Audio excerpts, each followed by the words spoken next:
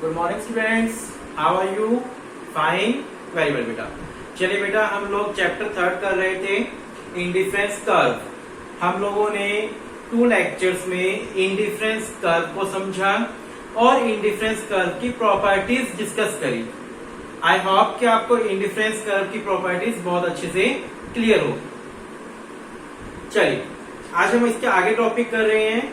जैसे कि मैंने आपको बताया था कि इस चैप्टर में इंडिफरेंस कर्व की प्रॉपर्टीज ही मेन टॉपिक है, फिर भी कुछ और टॉपिक्स है जो हमें डिस्कस करने हैं।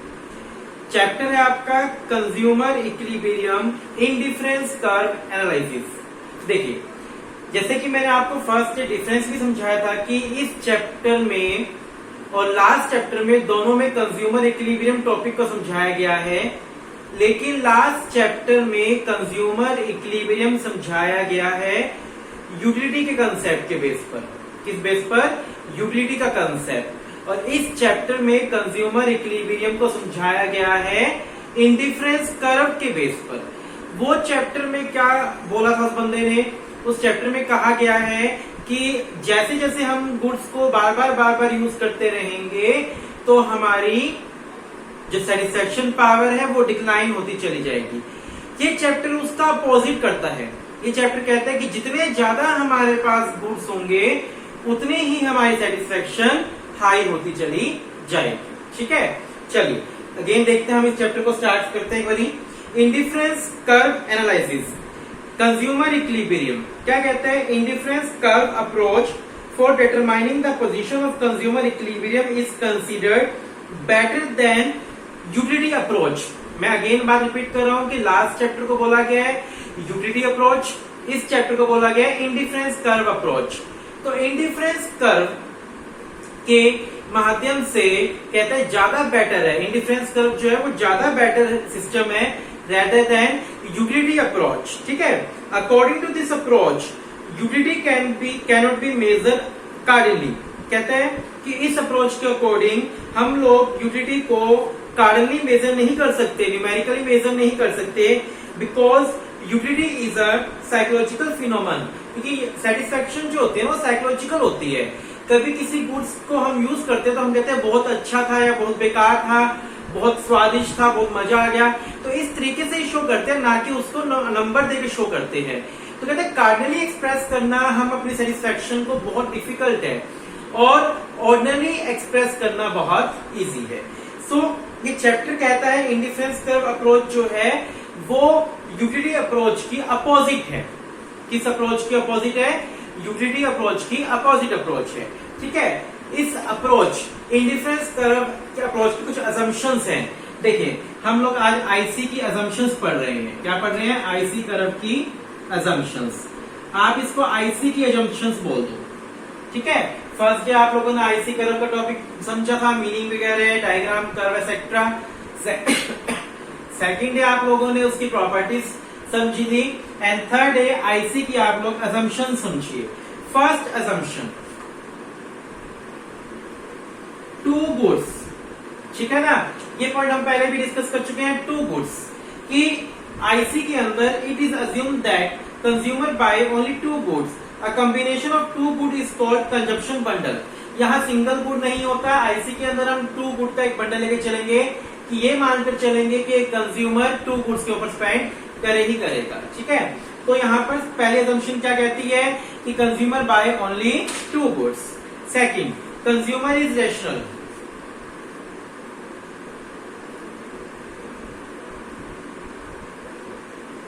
कंज्यूमर इज रेशनल, इसका क्या मतलब है कि कंज्यूमर हमेशा क्या चाहता है? Maximum satisfaction. Like Marshall utility analysis, indifference curve analysis also assume that. यानी यूटिलिटी एनालिसिस भी ये समझती थी और इंडिफरेंस कर्व भी ये मानती है कि consumer is rational, hence aim at the maximisation of utility. Rational का मतलब क्या है कि कंज्यूमर जो है वो मैक्सिमम सेटिस्फेक्शन चाहता है। ठीक है, consumer is rational. Third point, utility is ordinal. Third क्या है यहाँ पर? Utility is ordinal. ठीक है, जैसे कि वो आपका लास्ट जो अप्रोच थी, यानी जो आपकी यूटिलिटी अप्रोच थी, वो कहती है कार्डिनल होनी चाहिए और ये आईसी क्या कहती है? Ordinal. According to indifference curve analysis, consumer can only rank his preference. In other words, utility can be measured in term of ranking. Utility cannot be measured exact unit या number. हम लोग rank की form में major कर सकते हैं, लेकिन exact number की फॉर्म में कभी भी सेटिस्फेक्शन को मेजर नहीं कर सकते. हम नंबर की फॉर्म में सेटिस्फेक्शन मेजर नहीं कर सकते. Got it? क्लियर है अच्छे से? तीनों पॉइंट क्लियर. असम्पशन कि आईसी कर्व जो है वो टू गुड्स लेके चलती है. एक तो असम्पशन ये है कंज्यूमर इज रैशनल. कंज्यूमर जो है वो रैशनल है, यानी कंज्यूमर क्या चाहता है? मैक्सिमम सेटिस्फेक्शन चाहता है. ऑर्डिनल, इसमें इंडिफरेंस कर्व के अंदर हम सेटिस्फेक्शन को एग्जैक्ट नंबर की फॉर्म में मेजर नहीं कर सकते. हम लोग यहाँ पर इंडिफरेंस कर्व के अंदर सेटिस्फेक्शन को ऑर्डिनल फॉर्म में क्या करेंगे? मेजर करेंगे. चलिए, मोर गुड्स मोर सेटिस्फेक्शन. सबसे इसका अच्छा पॉइंट ये वाला, मोर गुड्स मोर सेटिस्फेक्शन. जितने ज्यादा कंज्यूमर के पास गुड्स होंगे, आईसी कर्व कहता है जितने ज्यादा कंज्यूमर के पास गुड्स होंगे उतना ही उसकी सेटिस्फेक्शन भी हाई होगी. The assumption more goods more utility implies that as consumption increase, total utility also increase. So a consumer always prefer more goods to less good. ये वाली अप्रोच यानी आईसी अप्रोच क्या कहती है? जितना एक कस्टमर के पास गुड्स होंगे उतना ही ज्यादा वो क्या होगा? सेटिस्फाई होगा. मोर गुड्स का मतलब मोर सेटिस्फेक्शन, लेस गुड्स का मतलब लेस सेटिस्फेक्शन. इस अप्रोच यानी आईसी कर्व की सबसे बड़ी जो असम्पशन है यही है कि मोर गुड्स मोर satisfaction, less goods less satisfaction. जबकि वो आपकी यूटिलिटी अप्रोच कहती है कि एक कस्टमर बार बार एक गुड्स को यूज करता रहेगा तो सेटिस्फेक्शन डिक्लाइन होती चली जाएगी. जबकि ये वाली अप्रोच क्या कहती है? मोर गुड्स मोर सेटिस्फेक्शन. ठीक है, क्लियर बात? बिल्कुल आपको चारों के चारों असम्पशन क्लियर है. चलें आगे. चलो, नेक्स्ट टॉपिक है आपका बजट लाइन. यहां पर एक टॉपिक आ रहा है budget line.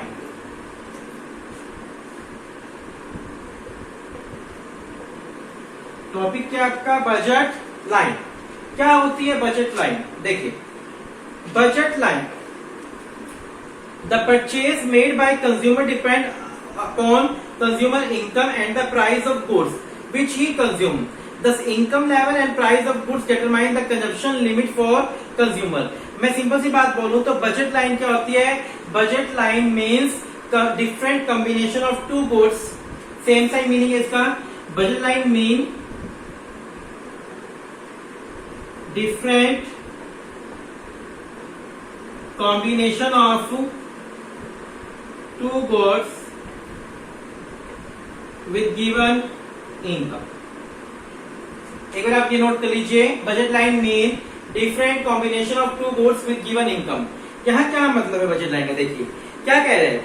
The purchase made by the consumer depend on consumer income and price of good. एक कंज्यूमर जो परचेज करता है ना, वो हमेशा उसकी इनकम और गुड्स के प्राइस पर डिपेंड करता है. ठीक है ना? ये बात नेचुरल सी बात है कि आप कोई भी मार्केट में गुड्स लेने जा रहे हो तो दो ही चीजें मायने रखती है. एक तो आपके जेब में पैसा यानी आपकी इनकम, दूसरा उस गुड्स के प्राइस. दस income level and price of goods determine the consumption limit for consumer. So income और प्राइस जो है वो कंजप्शन का लेवल क्या करते हैं? डिटरमाइन करते हैं. Let us consider a consumer who has only a fixed amount of money equal to rupees to spend. हम इस एग्जाम्पल को नहीं ले रहे बुक का, हम पहले मीनिंग समझ रहे हैं. बजट लाइन क्या कहती है कि बजट लाइन क्या है? Mean different combination of two goods with given income. ठीक है, यानी किसी भी गुड को परचेज करते टाइम एक तो उसका प्राइस और एक उसकी इनकम कंज्यूमर की मायने रखती है. ठीक है, बजट लाइन या बजट सेट पे आपको ज्यादा इतना मतलब यहाँ पर डीप में नहीं जाना. मेन बस आपको इतना बजट लाइन पूछ ले कि बजट लाइन क्या होती है तो आप क्या कहेंगे कि budget line mean different combination of two goods with given income. फिर हम अपनी इनकम से अलग अलग गुड्स के जो कॉम्बिनेशन बनाते हैं दैट इज बजट लाइन. ठीक है, चलिए इसके बाद हम लोगों ने यहाँ पर आपका इंडिफरेंस कर्व टॉपिक कर लिया. इंडिफरेंस कर्व की प्रॉपर्टीज कर ली अच्छे से. ठीक है, इंडिफरेंस कर्व की 5 प्रॉपर्टीज आपको समझ आ गई होगी. पहली प्रॉपर्टी क्या थी? Indifference curve slope downward from left to right. Indifference curve का स्लोप कैसा होता है? डाउनवर्ड होता है। ठीक है। सेकंड प्रॉपर्टी क्या थी? Indifference curve is always convex. Indifference curve का कैसा शेप होता है? कन्वेक्स शेप होती है। कैसी होती है? Convex shape. ठीक है ना। इंडिफरेंस कर्व क्या होती है? Convex shape. Higher indifference curve represent higher level of utility. जितना ज्यादा आईसी हाई होगा उतनी यूटिलिटी क्या होगी? हाई होगी। ठीक है ना। High IC high satisfaction. Two indifference curve never intersect each other. Two IC curve कभी भी एक दूसरे को इंटरसेक्ट नहीं कर सकती, बिकॉज कभी भी सेम लेवल नहीं होता। और ना ही जो इंडिफरेंस कर्व है वो एक्स एक्सिस या वाई एक्सिस को टच कर सकता, क्योंकि किसी भी एक का कंजप्शन कभी भी जीरो नहीं होता। ठीक है। आगे बात समझ अच्छे से क्लियर है बिल्कुल यहाँ तक टॉपिक। ये चैप्टर बिल्कुल भी मुश्किल नहीं है, थोड़ा सा समझने वाला चैप्टर है। इस चैप्टर में मेन आपका रहेगा इंडिफरेंस कर्व और उसकी प्रॉपर्टीज। ठीक है। इस चैप्टर का लास्ट टॉपिक कर रहे हैं। लास्ट टॉपिक है इस चैप्टर का, देखिए ध्यान से, मोनोटोनिक प्रेफरेंस। बड़ा इजी टॉपिक है, monotonic preference.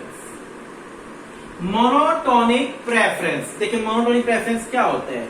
Indifference curve analysis is based on the assumption that consumer always prefer more goods to less good. ये बात आप पढ़ चुके हो कि, और इंडिफरेंस कर्व भी कहती है, इंडिफरेंस कर्व आईसी कर्व क्या कहती है?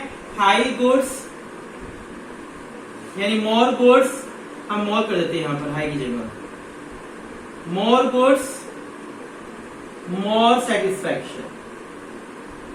ठीक है। आईसी कर्व क्या कहती है? More goods more satisfaction. Indifference curve analysis is based on the assumption that consumer always prefer more goods to less goods. This implies that as a quantity of consumption of commodity increase, total utility also increase. ये कहता है कि जितना ज्यादा एक consumer goods की quantity increase करेगा, यानी कंजप्शन इंक्रीज करेगा, उतनी ही उसकी टोटल यूटिलिटी भी क्या होगी? इंक्रीज होगी। Preference of this kind are called monotonic preference. यानी मोर गुड्स को प्रेफर करना क्या कहलाता है? मोर गुड्स को प्रेफर करना क्या कहलाएगा? Monotonic preference. यानी मोनोटोनिक प्रेफरेंस का मैं मतलब बोलूं तो मोनोटोनिक प्रेफरेंस का मतलब क्या हुआ कि मोर गुड्स मोर सेटिस्फेक्शन। कंज्यूमर ऑलवेज प्रेफर करता है ज्यादा गुड्स को। अगेन मैं इसको पढ़ रहा हूं पूरे का ताकि आपको अच्छे समझ आ जाए। Indifference curve analysis is based on assumption. जो आईसी कर्व है वो इस असम्पशन पे बेस्ड है कि consumer always prefer more goods to less good. Consumer हमेशा ज्यादा गुड्स को प्रेफर करता है लेस गुड्स की comparison. This implies that as quantity of consumption of commodity increase, ये माना जाता है कि क्वांटिटी इंक्रीज होगी तो यूटिलिटी भी इंक्रीज होगी। Preference of this kind are called monotonic preference. इस तरह की प्रेफरेंस देना, ज्यादा गुड्स को प्रेफरेंस देना क्या कहलाता है? मोनोटोनिक प्रेफरेंस कहलाता है। ज्यादा गुड्स को प्रेफरेंस देना क्या कहलाता है? मोनोटोनिक प्रेफरेंस कहलाता है।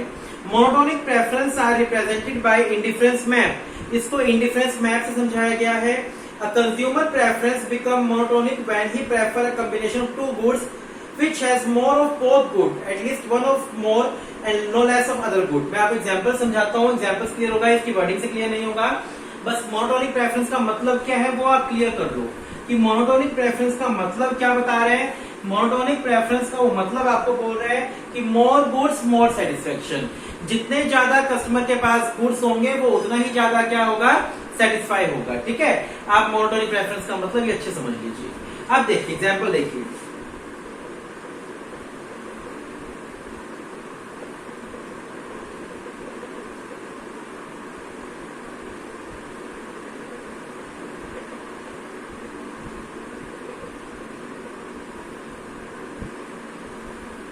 देखिए यहां पर ये फर्स्ट एग्जांपल है, सेकंड दो एग्जांपल ले रहा हूं मैं यहां पर कि कॉम्बिनेशन में x की 2 क्वांटिटी y की 3, b कॉम्बिनेशन में x की 3 y की 4। तो बताओ कंज्यूमर कौन सी प्रेफर करेगा यहाँ पर?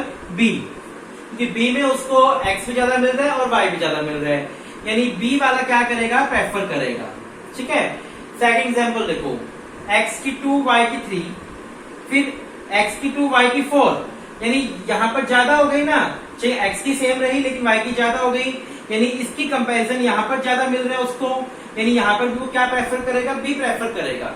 समझने की कोशिश करो कि इस एग्जाम्पल के अंदर भी बी में ज्यादा क्वांटिटी मिल रही है उसको, इस एग्जाम्पल में भी बी में ज्यादा क्वांटिटी मिल रही है, तो कंज्यूमर यहाँ पर भी बी को प्रेफर करेगा और यहाँ पर भी बी को क्या करेगा, प्रेफर करेगा।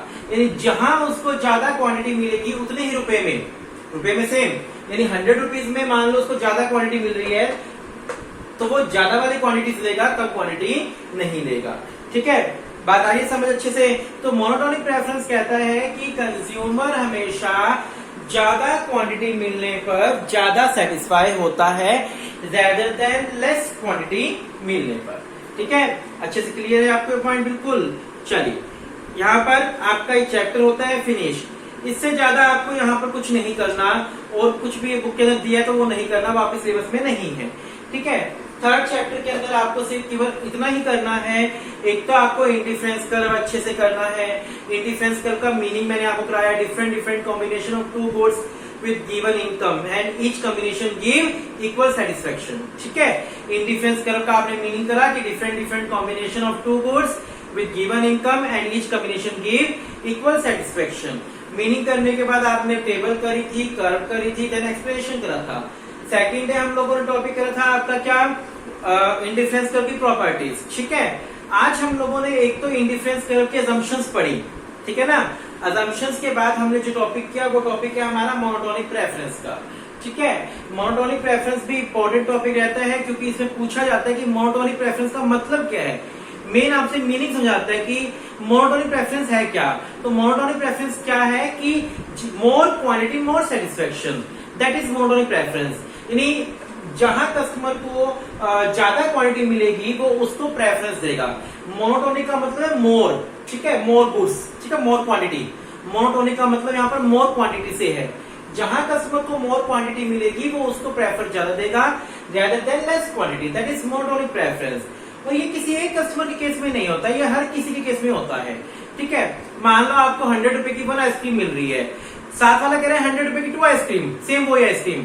तो आप ये नहीं कि सेकंड गुड खाऊंगा तो मेरी सेटिस्फेक्शन कम हो जाएगी, मैं तो 100 रुपए की एक ही खाता हूँ, मुझे मजा आएगा। नहीं, ऐसा कभी नहीं होगा। कस्टमर जो है वो दूसरे के पास चला जाएगा और वहां से 100 की 2 आइसक्रीम खाएगा। ठीक है, यानी प्रेफरेंस वो जो है ज्यादा आइटम्स को देता है रेदर देन लेस आइटम। ठीक है, तो आपके फर्स्ट सेकंड थर्ड चैप्टर बहुत अच्छे से हो गए हैं। माइक्रो इकोनॉमिक्स के पहले भी हम लोग कर चुके हैं, लेकिन अभी अगेन कर रहे हैं।